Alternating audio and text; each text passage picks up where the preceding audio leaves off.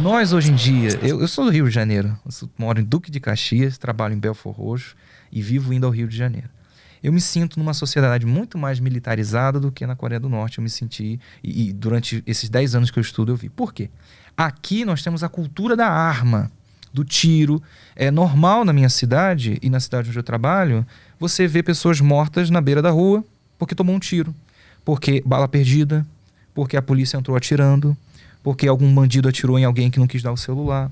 Essa cultura da violência, das armas, do BOP entrando, da polícia entrando com caveirão, isso é uma coisa cotidiana no Brasil. No campo, a gente pouco fala disso, mas no Brasil a violência no campo é muito grande, né? Os camponeses no Brasil são perseguidos, são mortos a tiros, né? Inclusive, devo falar isso por uma questão de honra, né? O jornal A Verdade, o jornal A Nova Democracia, é um jornal independente que inclusive divulga muito a realidade da luta do povo camponês desse país, né? Do Brasil.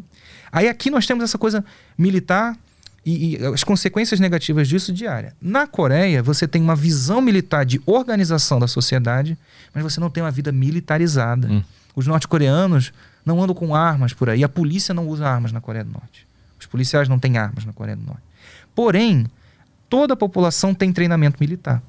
Se hoje o Estado-Maior declarar que, diante do que a gente está vivendo, e isso pode realmente acontecer nos próximos dias. Se acontecer, eu ganhei um bolão aí, quero que né?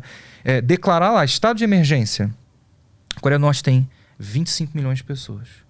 No mínimo, 14 milhões de pessoas, neste exato momento, são aptas a pegar uma metralhadora e seguirem para a linha de frente. Elas saberão como atuar em uma guerra.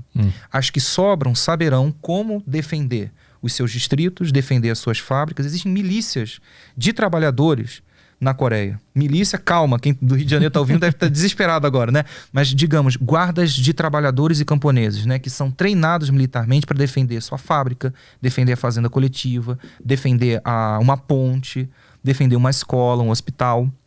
Eles têm treinamento militar, organização militar, eles são extremamente organizados. O país inteiro é todo pensado na dualidade civil-militar. O que eu estou falando? Estou falando que os norte-coreanos constroem estradas extremamente largas. Existem poucos carros na Coreia do Norte. Por que as estradas têm 6 faixas de um lado e 6 faixas do outro? Porque aquela estrada serve para carros. Mas se estourar uma guerra, ela é um campo de pouso dos aviões. Uma fábrica de mochilas para crianças. Eu estive em uma fábrica de mochilas, inclusive. Caio, você que está aí com as fotos que eu passei, né, para ti na minha viagem, se quiser mostrar a fábrica de mochilas ou eu numa fábrica. Uma fábrica de mochilas. Se estourar uma guerra, aquela fábrica está apta em alguns dias mudar todo o seu meio de produção para produzir, por exemplo, equipamentos de primeiros socorros para os soldados. Produzir fuzis. Eles têm essa capacidade de se alterar. Então, a mentalidade do país inteiro é quase uma mentalidade bunker. O país inteiro pode ser convertido em uma única fortaleza. As pessoas têm esse pensamento lá. O exército adentrou na vida das pessoas, novamente, não como uma ditadura militar, onde uma junta militar começa a governar o país. Não. Embora Kim Jong-un seja militar, ele raramente se apresenta como líder militar, são poucas as vezes. Inclusive, a gente precisou de mais de 10 anos, né, Tana, para ver ele em uma roupa militar, que ele usou agora no desfile, no final do ano, ou no início desse ano, se não me engano, né? No início desse ano.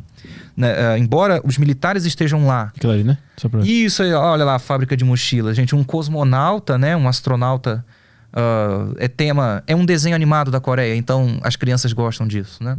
Então, o que eu tô querendo dizer é o seguinte, o exército lá tem um poder de penetração do ponto de vista da mentalidade das pessoas. Elas estão prontas para uma guerra, elas estão mobilizadas para uma guerra, porque aquela guerra é para defender um projeto, defender o Estado, defender a revolução.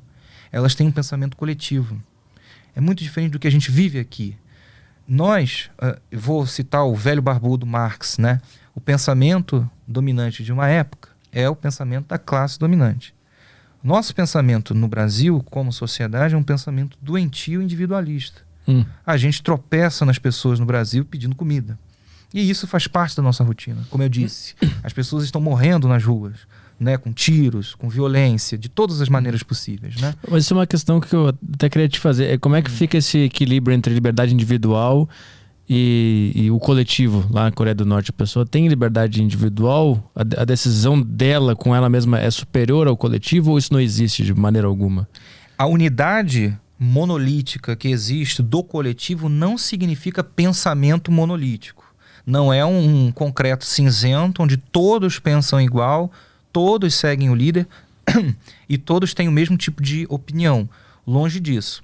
Tanto é que os 3 partidos que eu citei estão atuando dentro de uma confederação, né, de uma frente nacional, porém internamente eles têm suas divergências. A mesma coisa as pessoas.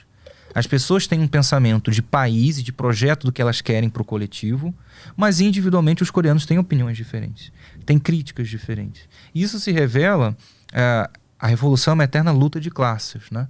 Então você ainda tem os resquícios, é óbvio, a luta de classes não morreu na Coreia Popular. Se tivesse morrido, teria alcançado aí um outro estágio, aí já não seria mais um país socialista, né? Isso se revela, por exemplo, em coisas que têm sido, inclusive, isso é positivo, rotineiras nos últimos anos.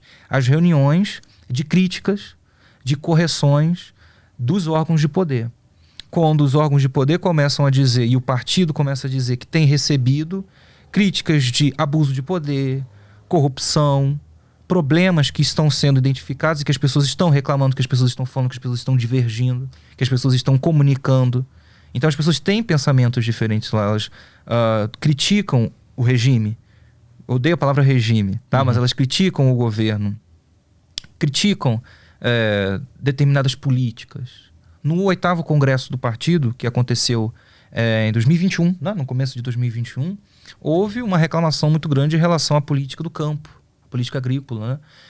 E o Kim Jong-un admitiu, ainda existe um descompasso muito grande entre as cidades e o campo. Isso tem que ser eliminado. Existe um descompasso entre a vida material do camponês e a vida material das pessoas que estão na cidade. Então, não. Também uma visão falsa que a gente tem de que a Coreia do Norte, não estou querendo dizer que ela é um formigueiro, né? Que todo mundo ali pensa igual, segue uma coisa igual. Sim. Não. Existe crítica interna, existe opiniões diferentes.